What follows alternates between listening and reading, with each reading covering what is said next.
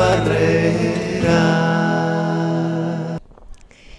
En este bloque vamos a conversar con el psicoanalista Facundo Blecher, quien es director de la diplomatura en discapacidad.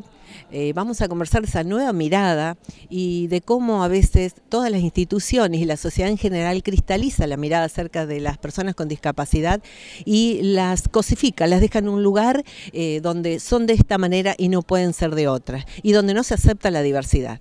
Por eso vamos a escucharlo. Sin barrera.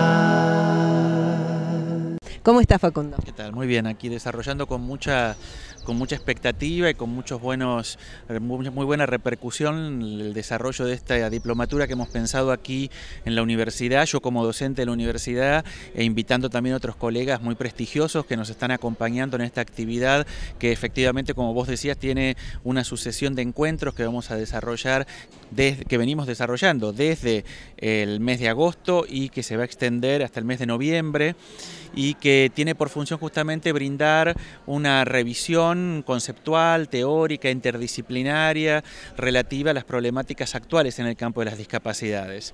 Con relación a lo que me preguntabas respecto de qué es lo que aporta el psicoanálisis, tiene que ver justamente con pensar la singularidad de la subjetividad más allá de la discapacidad. Es decir, una de las cuestiones que esta diplomatura aspira es como a producir una deconstrucción de cierto imaginario que existe en términos sociales, pero también existe en las concepciones psicológicas, existe en el ámbito jurídico y existen también en las prácticas terapéuticas y en muchas disciplinas que tienden justamente a concebir a la discapacidad como un elemento central que prácticamente termina definiendo la totalidad de lo que un sujeto es.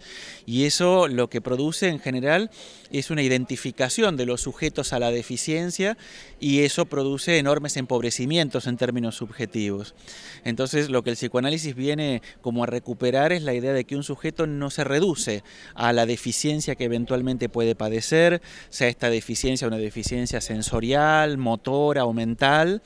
Tampoco queda reducido a los discursos que en el imaginario social muchas veces discapacitan a los sujetos en virtud de las diversidades que los caracterizan, sino justamente a rescatar la dimensión del sujeto como un sujeto deseante, como un sujeto capaz de poder producir simbolizaciones, como un sujeto que va muchísimo más allá, podríamos decir, de lo que las discapacidades comportan, sin desestimar que efectivamente ciertas deficiencias tienen un efecto discapacitante, pero justamente buscando la ampliación de los márgenes de transformación subjetiva, ¿no? Esta concepción subjetiva de la cual me hablas, que bueno, a través del tiempo, si bien ha habido movimientos, organizaciones no gubernamentales, gubernamentales, docentes, periodistas que nos hemos preocupado muy en profundidad del tema de la discapacidad, desde una mirada en la que vos planteaste, ¿no? Esta mirada de la producción, ya sea dentro de las posibilidades del sujeto que intelectualmente sufre de alguna limitación o discapacidad, desde lo sensorial, etcétera. Es una mirada que no nació ayer, hace mucho tiempo que se intenta, y los sujetos sociales intentamos que se abra esa mirada. Es lo más difícil del mundo, por eso al programa le puse Sin Barreras, por las barreras psicosociales y culturales. Exactamente, es lo más difícil porque, aunque efectivamente, digamos, son cuestiones que conciernen a paradigmas sociales y científicos que hace tiempo que se vienen desarrollando, chocan con ciertos imaginarios que todavía tienen mucha persistencia en el horizonte social y que justamente son los imaginarios discapacitantes, los imaginarios sociales que producen en gran medida a los sujetos como discapacitados, y además uno... O sea, por ejemplo, el no se puede, el pobrecito, el niño para siempre, digamos, cuáles son estas creencias o ideas fijas, cristalizadas dentro de lo que son los imaginarios sociales, para que la gente que no conoce el concepto por ahí pueda saber de qué se trata.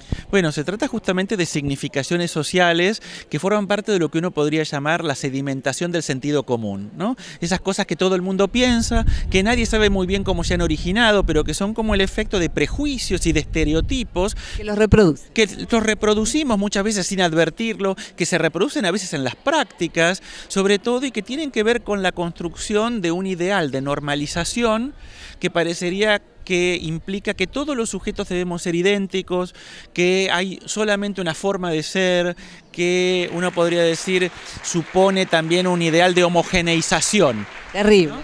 Y claro, y que justamente desde ese ideal de normalización se segrega a todo un conjunto de sujetos por considerar que no responden a ese ideal. Y empiezan a aparecer como los anormales, como los discapacitados, como los que tienen que digamos, hacer un enorme esfuerzo por tratar de conseguir una normativización. Y justamente a lo que aspiramos es a todo lo opuesto, justamente es... Terrible, porque ahí parecemos como monitos que imitamos a los demás porque no podemos ser como nosotros mismos. Bueno, porque justamente tenemos, digamos, estamos sometidos a presiones sociales muy potentes que lo que aspiran es a generar sujetos homogéneos, idénticos y desde esos parámetros, digamos, de normativización que es lo esperable. Nosotros lo que pretendemos justamente es introducir las discapacidades desde una perspectiva de las diversidades, que rescaten las diversidades subjetivas y que consideren que no hay una única forma de establecer los parámetros de normalidad. Eso, por supuesto, choca con un montón, como decíamos, de significaciones, de tabúes y de prejuicios que están muy arraigados y que de todas maneras de a poco van estableciéndose formas que, digamos, ponen el acento más en la igualdad de todos los sujetos, reconociendo las diversidades, que exclusivamente en las diferencias, que muchas veces lo que hacen es producir segregaciones. Yo a veces he sentido, porque hace 30 años, yo tengo una hija de 32 años con síndrome de Down y veo que en las distintas instituciones por las cuales ella ha pasado, los mismos docentes, ellos mismos creen que no pueden por ahí. Y entonces cuando uno hace este análisis como el que estás haciendo vos, es como que te chocas con una pared. Es como decir, ay sí, pero ellos no están a diario con estos chicos para poder trabajar. Bueno, es que incluso estando a diario con ellos, justamente uno advierte que si uno es capaz de poder justamente producir una revisión de las categorías y de los prejuicios que tienen, los alcances a los cuales se puede conducir un sujeto, las transformaciones que se producen en las vidas de niños, niñas y adolescentes o adultos en situación de discapacidad, generan transformaciones que nos hubieran resultado absolutamente sorprendentes.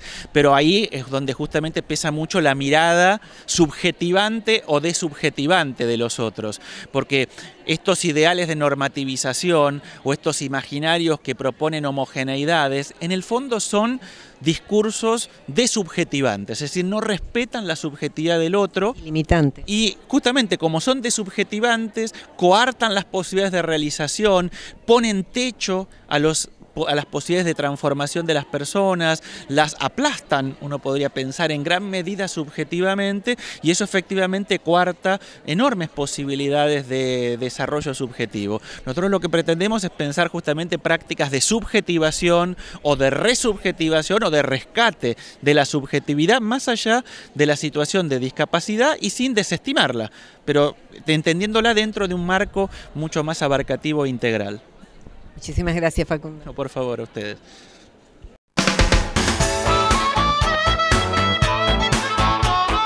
Sin barreras.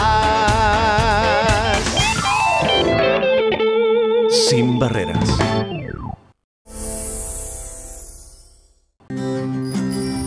Cada vez que jugás oficial, tu ilusión es también la ilusión de toda la provincia. Porque Lotería de Santa Fe destina sus utilidades a la salud, la educación, las pensiones sociales, el deporte y la cultura de todos los santafesinos. Así, desde hace 75 años, Santa Fe crece con cada jugada. Auspicia este programa Gobierno de la Ciudad de Santa Fe. De Santa Fe.